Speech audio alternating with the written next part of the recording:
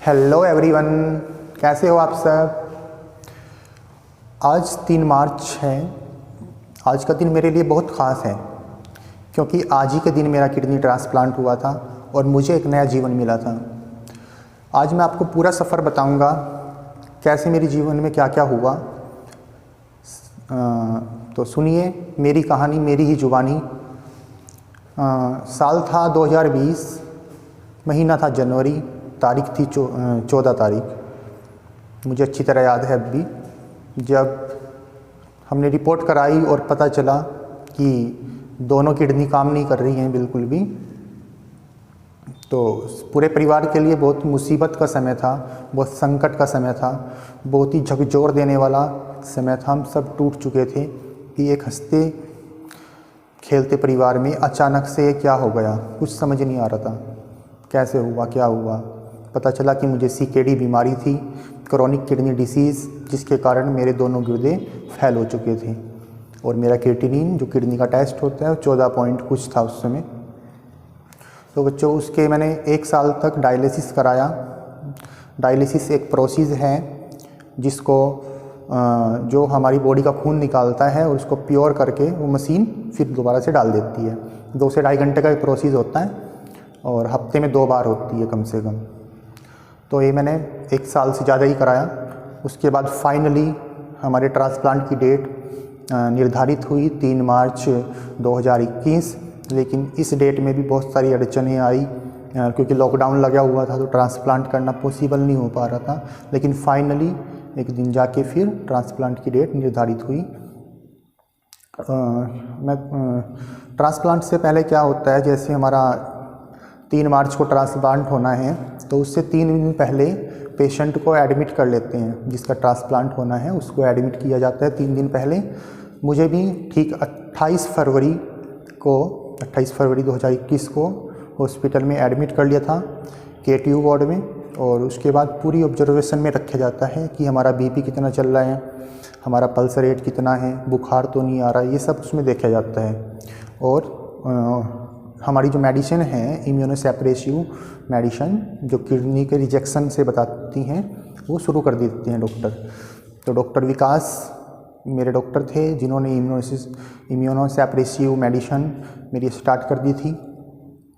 और जैसे ट्रांसप्लांट कल होना है, जैसे 3 तारीख को होना है, तो 2 तारीख में पूरी बॉडी को क्लीन किया जाता है अच्छी तरह से, डिटॉल वगैरह से, और जो बीटाडीन है उससे नहाया जाता है ताकि हमारी बॉडी पे कोई भी जम्स ना रहे।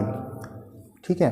तो ट्रांसप्लांट से पहले डायलिसिस होता है 4 घंटे का, ताकि हमारी बॉडी का जो खून है पूरा वो बिल्कुल साफ़ हो जाए, ऑपरेशन करते समय कोई भी दिक्कत ना आए।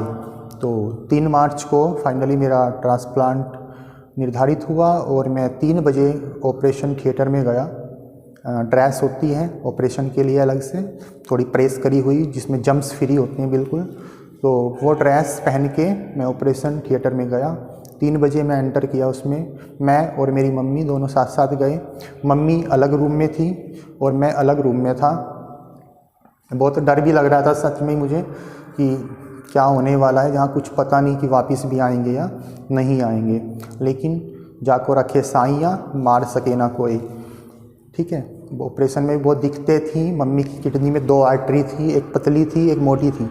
जो पतली आर्टरी थी डॉक्टर बोल रहे थे कि उसको जोड़ना बहुत ही मुश्किल काम है, अगर वो ना जुड़ पाई तो ये फेल हो जाएगा किडनी ट्रांसप्लांट।